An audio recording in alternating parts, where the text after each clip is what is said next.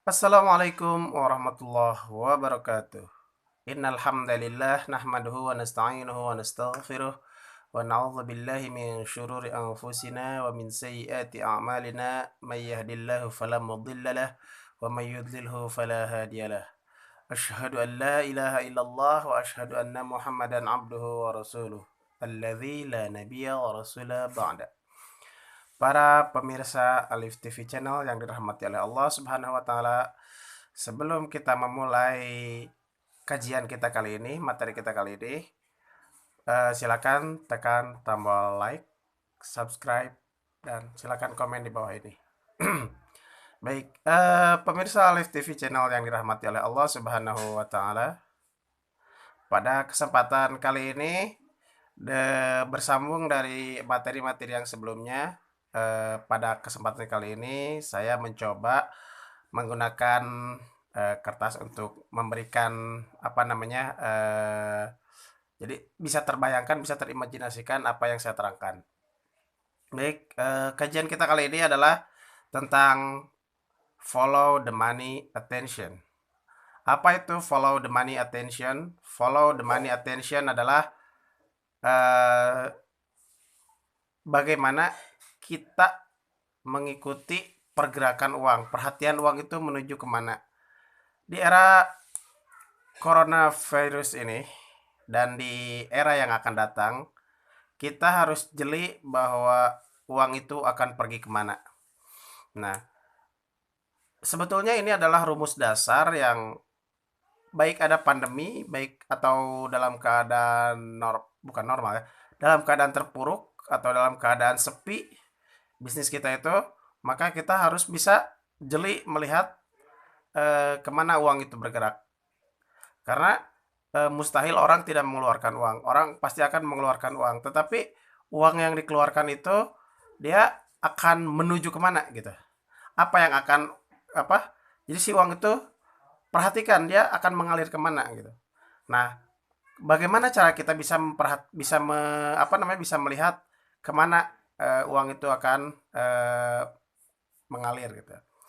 Sebelumnya eh, di dalam Al-Quran surat Al-Insyirah, ayat Al-Insyirah itu 94 ya, ayat 5 disebutkan fa inna ma'al usri yusra. Di apa namanya? Pada setiap kesulitan itu terdapat kemudahan. Ya, surat Al-Insyirah ayat 5 ya, surat 94 ayat 5. Artinya dalam bisnis ini orang biasa menggunakan dengan kalimat apa? Di dalam setiap tantangan pasti ada peluang. Nah, bagaimana kita mencari peluang? Maka kita coba akan dengan cara memetakan dulu masalahnya. Ketika kita berhasil memetakan masalahnya, maka kita akan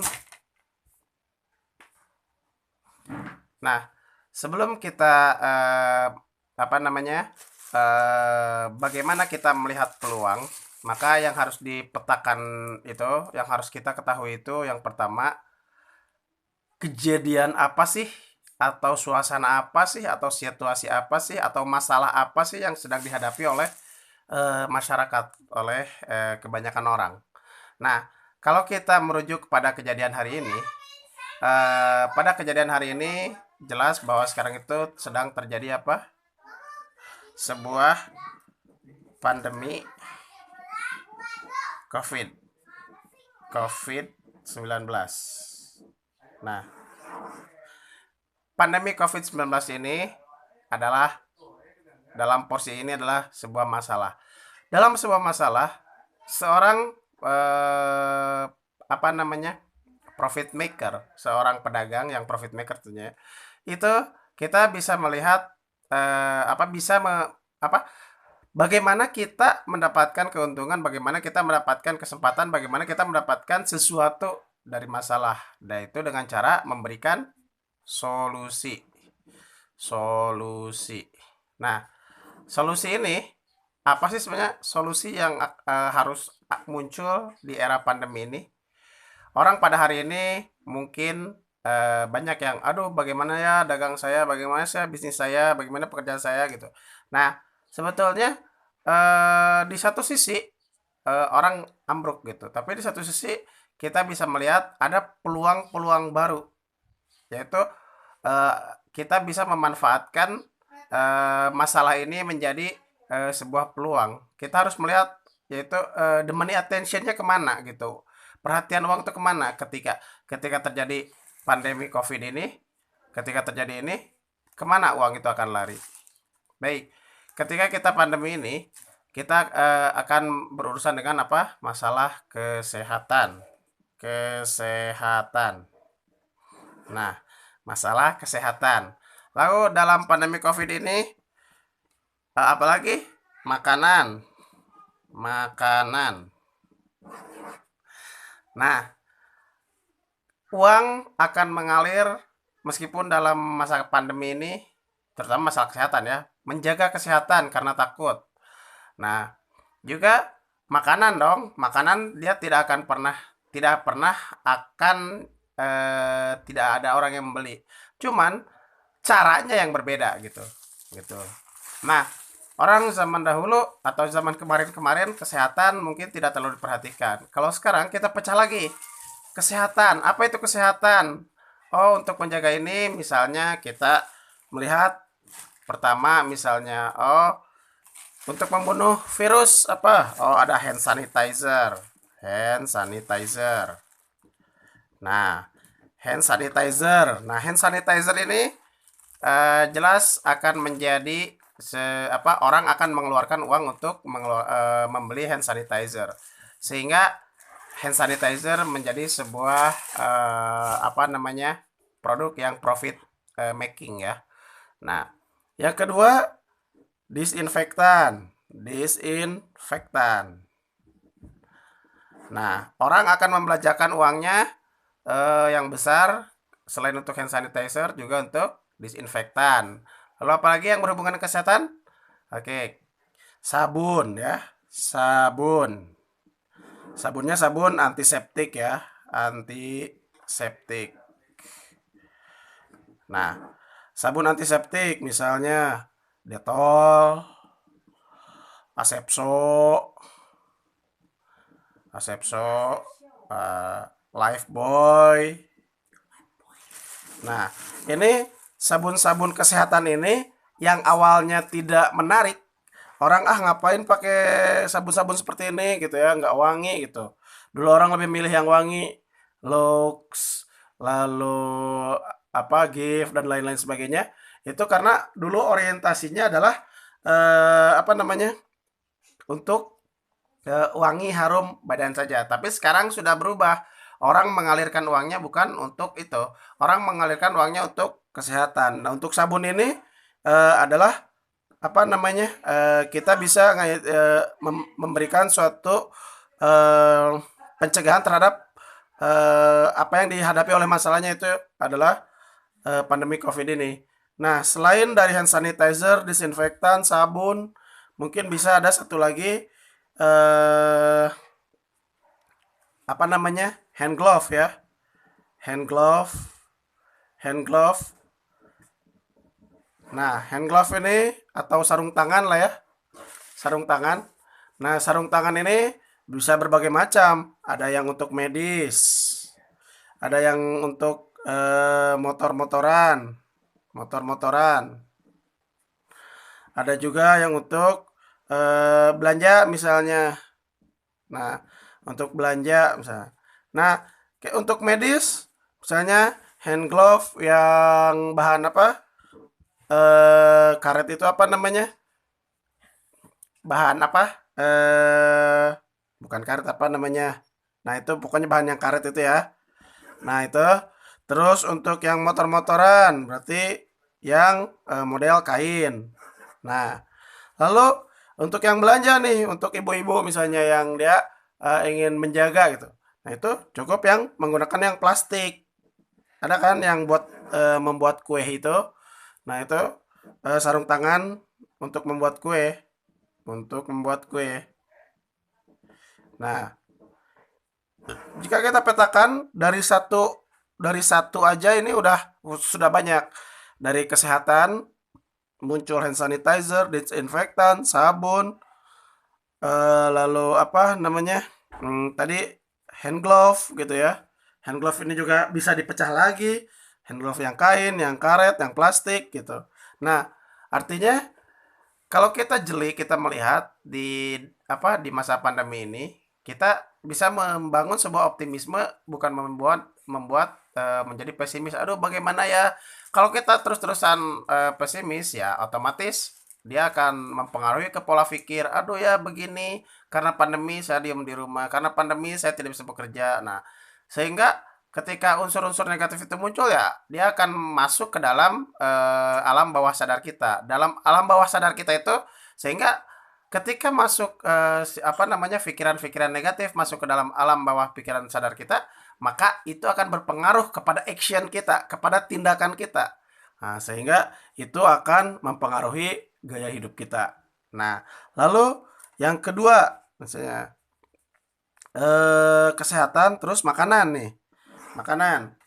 Makanan pada masa ini orang eh, malas ke pasar. Bukan cuma malas, tapi karena takut ya. Sehingga muncul delivery makanan. Ini mungkin ada yang sifatnya GoFood gitu ya. GoFood. Nah, ada juga yang delivery delivery pribadi ya, delivery delivery sendiri gitu.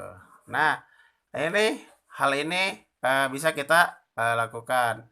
Nah, makanan ini juga tidak hanya sebatas makanan yang sifatnya matang ya. Bisa misalnya sifatnya makanan itu adalah apa? Seperti frozen food gitu ya. Frozen food. Nah, frozen food ini pada masa pandemi ini kita harus bisa melihat karena orang-orang pada malas memasak karena takut ini dan itu. Nah, sehingga makanan yang paling mudah dan paling gampang untuk dimasak yaitu frozen food, digoreng, di apa itu. Ini kan ada sosis, ada bakso, ada juga roti dan sebagainya. Nah, ini sangat mudah kita kita apa namanya, kita lakukan untuk menjual frozen food di masa ini gitu. Karena kita melihat orang mulai malas masak dan segala macamnya, sehingga frozen food ini bisa menjadi alternatif untuk bisa ini gitu. Nah, frozen food ini juga mempunyai nilai tambah karena dia produknya pasti lebih mahal dari sayuran biasa, masakan biasa ya. Nah, jika ada orang yang ibaratnya masih tetap seneng masak, saya mah nggak mau frozen food, ya gampang ketika kita jualan sayur. Sayurnya bagaimana? Ya sayur mentah gitu dengan cara delivery. Nah, di delivery kan ini mungkin orang akan apa namanya, lebih excited lagi karena dia bisa mengekspresikan apa yang dia mau. Oh, saya ingin bikin ini, saya ingin berkreasi ini gitu. Misalnya bikin sayur apa namanya, eh udang goreng tepung. Saya pingin bikin. Saya mah pingin cumi. Cumi apa ini? Cumi di kulub misalnya teh. Apa di kulub itu? Misalnya di apa apalah intinya mah memunculkan ide-ide baru karena pada masa ini orang kan stay at home, semua pada di rumah. Sehingga akhirnya ada masa di mana dia ingin mengeluarkan ide-idenya yang selama ini terpendam gitu. Misalnya orang dulu bikin makaroni skutel gitu ya. Saya pingin oncom skutel gitu. Jadi beli oncom lah gitu atau apa gitu. Nah, itu bisa gitu. Dan ini tidak satu di ini, bisa di mix antara kita jualan sayur dengan jualan frozen food. Ini bisa masih satu satu satu keluarga ini. Jualan ikan. Ikan juga bisa. Nah, ini sambungan antara sayur, frozen food, ikan gitu. Nah, ini bisa bisa dilakukan kita pada saat masa-masa pandemi ini. Lalu selain makanan, kesehatan, apalagi orang perlu berkomunikasi, butuh pulsa, butuh kuota. Nah, ini jualan pulsa pada masa ini, wah sangat-sangat ramai. Kenapa? Karena jualan pulsa pada masa ini bukan cuman sekedar hanya untuk telepon-teleponan komunikasi biasa, ada untuk rapat. Nah, ada untuk rapat. Jadi menggunakan misalnya aplikasi Zoom. Nah, aplikasi Zoom ini kan lumayan cukup untuk menguras kuota ya, sehingga baru beberapa kali pertemuan, beberapa kali rapat misalnya sudah habis, beli lagi pulsa gitu, beli lagi kuota. Yang bosen aja main di rumah, main game online, pakai kuota gitu.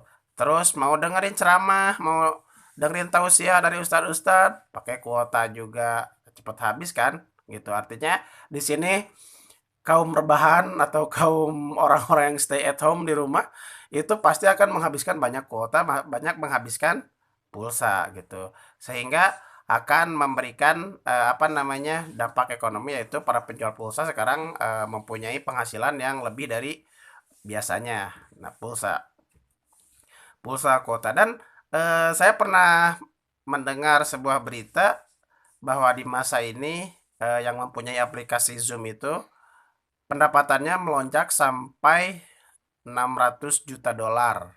Kalau tidak salah ya, 600 juta dolar kalau tidak saya pernah dengar. Itu artinya apa? Artinya masa ini ada bisnis yang ambruk, ada juga bisnis yang malah naik. Ada yang menganggap ini adalah masalah, tapi ada yang menganggap ini adalah peluang. Kalau kita kembali kepada Al-Quran surat 94 yaitu Al-Insyirah ayat 5 menyebutkan fa inna ma'al usri yusra. Sesungguhnya di dalam kesulitan itu ada kemudahan atau bahasa bisnisnya di dalam tantangan itu ada peluang. Nah, sehingga kita tidak boleh mengecilkan apa namanya ya. Kita tidak boleh berlarut-larut dalam masalah ini, sehingga kita bisa bergerak aktif proaktif dengan cara yang berbeda gitu. Nah, apapun itu yang penting kita mencoba melakukan sesuatu untuk bisa, kalau istilah teman-teman yang lain mungkin, hari ini kita tidak tidak wajib untuk mengembangkan usaha, yang wajib itu untuk bertahan hidup.